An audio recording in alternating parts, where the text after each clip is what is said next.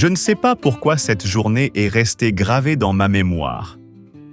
Peut-être était-ce le vent, chargé des senteurs de la mer et de la pluie, ou peut-être simplement sa présence. Je marchais sur les quais de Bordeaux, carnet à la main, cherchant désespérément l'inspiration pour mon projet d'architecture. Rien ne venait. Tout me paraissait trop vide, trop froid. Et puis, je l'ai vue. Elle se tenait immobile près du parapet, le regard perdu dans les eaux argentées de la Garonne.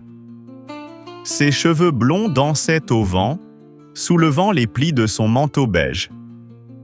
Sans même la connaître, je sentais qu'elle portait un lourd fardeau, une histoire silencieuse. Nos regards se sont croisés. Un instant seulement, mais le temps s'est arrêté. Je ne sais pas ce qui m'a poussé à lui parler. Peut-être était-ce ce mélange de tristesse et de force dans ses yeux. Elle m'a souri, un sourire poli et distant. Et pourtant, quelque chose, une étincelle m'a retenu. Nous avons fait quelques pas ensemble. Elle s'appelait Claire, elle avait 45 ans. Elle dirigeait une entreprise de décoration d'intérieur, elle avait voyagé, aimé et aussi perdu. Sa voix était douce, calme, presque musicale. Je lui ai parlé de mes rêves, de mes études, de ma peur de ne jamais être à la hauteur. Elle m'a écouté avec une sincérité rare. Je ne sais pas comment l'expliquer, mais cette femme que je venais de rencontrer m'apaisait autant qu'elle m'inquiétait. Il y avait une ligne invisible entre nous, une de celles qu'on sent sans jamais la franchir. Pas encore. Les jours passèrent. Je retournais souvent sur les quais, espérant la revoir, sans me l'avouer.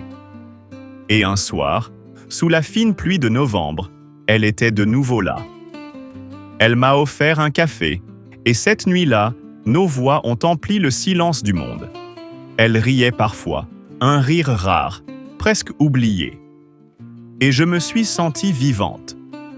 J'ai découvert en elle une force tranquille, mais aussi une solitude que personne d'autre ne semblait remarquer. Sans m'en rendre compte, je m'étais attaché à cette femme, comme on s'attache à un rêve. Les semaines avaient tissé entre nous une fragile toile d'intimité. Nos rendez-vous sur les quais étaient devenus un rituel. J'arrivais avec mon carnet de croquis, elle avec ses dossiers. Un jour, elle m'invita à visiter son atelier. Un loft lumineux offrant une vue imprenable sur le fleuve. Les murs étaient couverts de plans et de planches d'inspiration, mais sur son bureau trônait une petite maquette que je reconnus immédiatement. C'était mon premier projet universitaire, celui dont je lui avais parlé avec tant d'hésitation. Parfois, il suffit du regard d'un étranger pour voir une beauté que nous ne voyons plus nous-mêmes, dit-elle doucement. Ce soir-là, nous dînâmes ensemble. La ville commença à scintiller à travers la baie vitrée. Nous parlâmes de nos vies, de nos espoirs déçus et de ceux qui subsistaient. Elle me confia la douleur de sa rupture, le sentiment d'avoir tout reconstruit seule. À mon tour, je lui avouai ma peur de l'avenir. Nos mains se frôlèrent sur la table, et cette fois, nous ne nous séparâmes plus. Le vent se leva, faisant danser les lumières de la ville sur son visage, et puis, dans le silence complice qui s'installa entre nous, elle murmura « Tu sais, Alexander, avec toi, j'ai l'impression de redécouvrir le goût des choses simples. » Sa main effleura la mienne et nos doigts s'entrelacèrent naturellement, comme si nous nous reconnaissions. Quelques jours plus tard, je me présentais à l'improviste à l'université.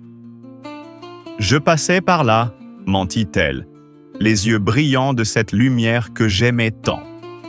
Nous traversâmes le jardin public voisin et, sous les branches dénudées d'un vieux platane, elle s'arrêta.